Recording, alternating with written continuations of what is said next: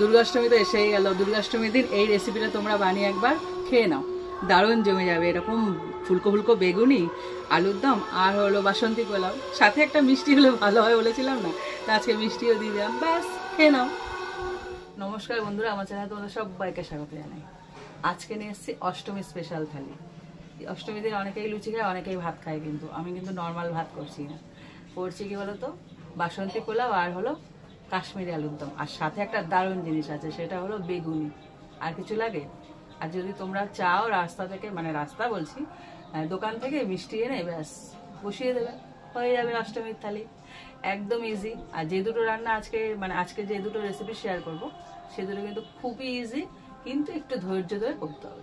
তো চলো শুরু করা যায়। বসিয়ে দিয়েছি, এবার একটু বাদাম ভেজে নেব।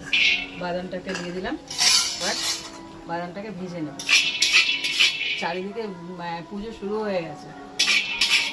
বাদামটা ভাজা হয়ে গেছে, এবার ভেজে নেব জিরে আর ধনে। এটা ফ্লেভারটা খুব ভালো লাগে। আর হচ্ছে গোটা ধনে, এটাকে ভালো করে ভেজে নেব।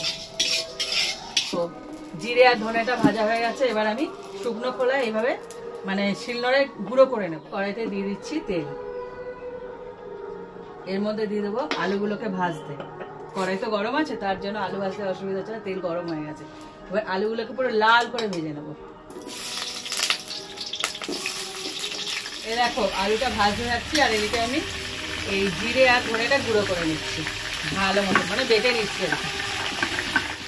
আলুগুলো এখনো লাল করে ভাজি, এখনো লাল হয়নি। এদিকে একটা মশলা রেডি করবো। দেখো এক টুকরো আদা আছে, কয়েকটা কাঁচা লঙ্কা, মানে কাঁচা পাকা লঙ্কা, আর আছে 4 মগজ, আর হলো নারকেল কোড়া, সব একসাথে বেটে নেবো।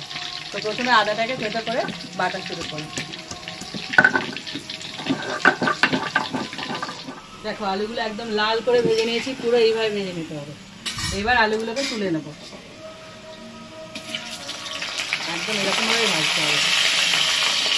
আলুগুলো তো তুলে নিয়েছি, এবার ওই তেলের মধ্যে দিয়ে দিচ্ছি গোটা গরম মশলা আর তেজপাতা, একটু গোটা জিরে দেব,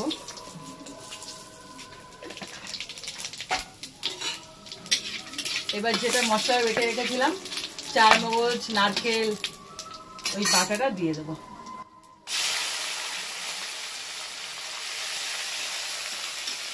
এটা 2-3 মিনিট নাড়ার পর এর মধ্যে দিয়ে দেবো টমেটোটা। একটা গোটা সাইজের টমেটো দিচ্ছি, ইয়া বড়, এটাকেও ভাজবো। এবারে সমস্ত মশলাগুলো দিয়ে দেবো, এগুলো একটু ভেজে নিয়েছি। দিয়েছি লবণ, হলুদ গুঁড়ো,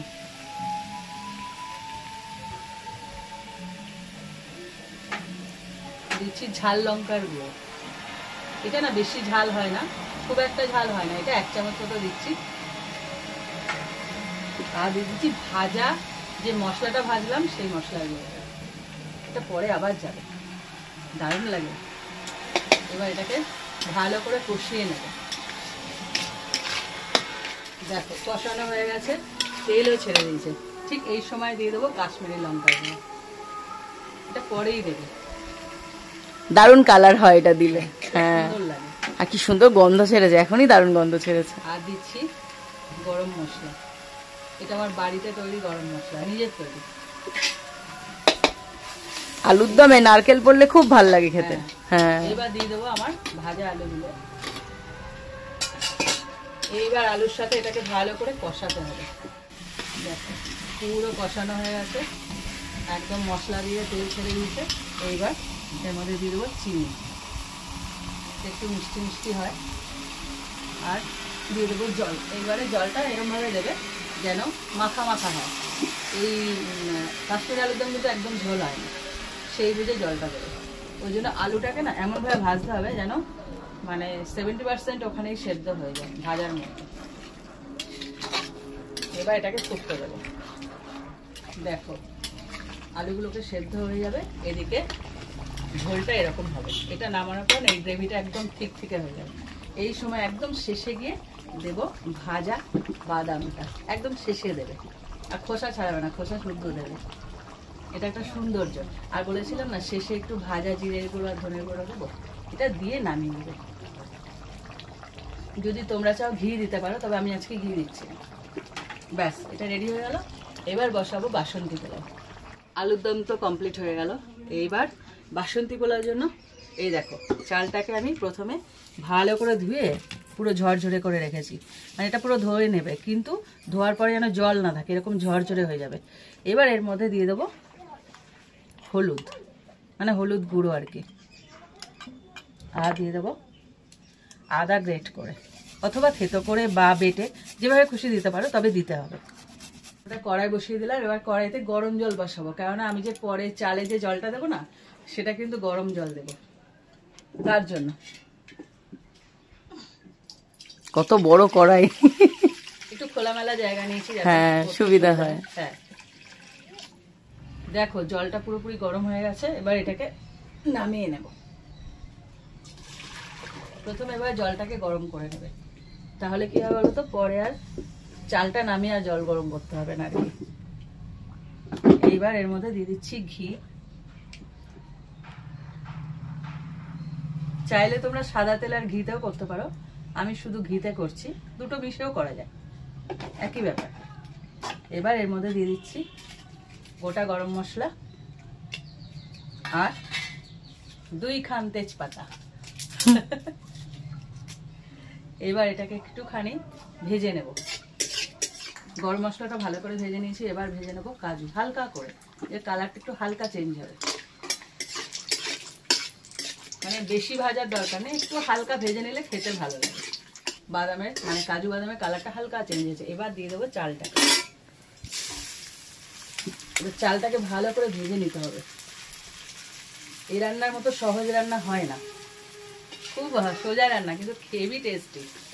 মানে দেখবে স্পেশাল রান্না বলতে নিরামিষের দিন সবার আগে আছে, একদম হাত তুলে আছে পোলাও, তাই না? পোলাও আলুর দম সবার আগে আছে। না, ভুল বললাম মনে হয়, আলুর দমের আগে পনির আছে মনে হয়, আলুর দম আছে সেকেন্ডে। এবার এটাকে ভালো করে ভেজে নেবো চালটাকে। 3 থেকে 4 মিনিট চালটাকে ভাজবো। এই যে চালটা ভাজা হচ্ছে না, এর উপরে কিন্তু টেস্টটাকে নির্ভর করছে অনেকটা। দেখো 3 থেকে 4 মিনিট চালটাকে ভেজে নিয়েছি। এবার এর মধ্যে দিয়ে দিচ্ছি লবণ আন্দাজ মতন।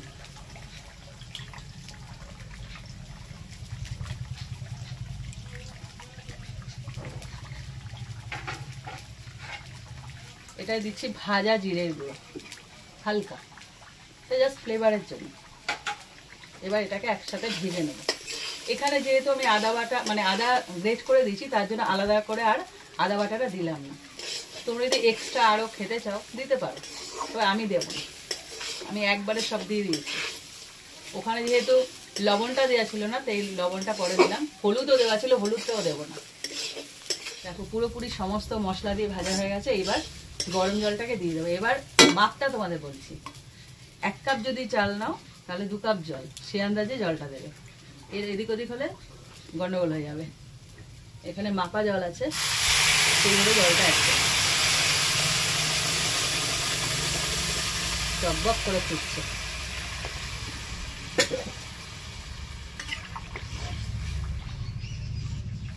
দেখো ঠিক যখন ফুটে উঠবে, ঠিক এই সময়টা দেখো ঘন হয়ে আসছে, এই সময়টা দিয়ে দেবো চিনি। যেহেতু এটা পোড়া, এটা তো চিনি যাবে, এটায় কোনো অপশান নেই হাতে।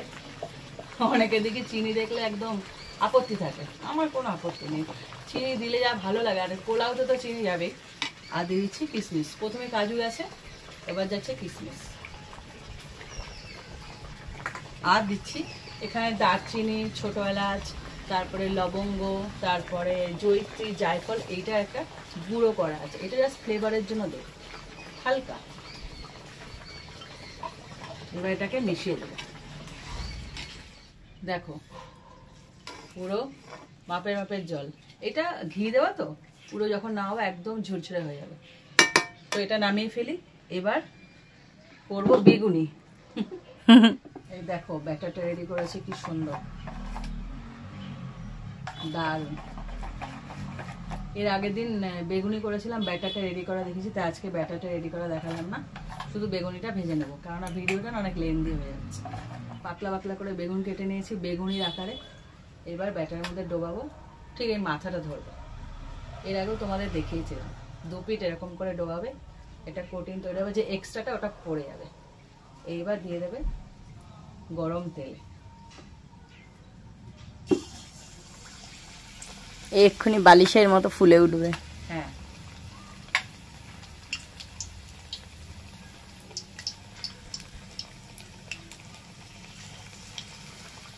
দেখো ও বালিশ। পাশ বালিশ, মিনি পাশ বালিশ।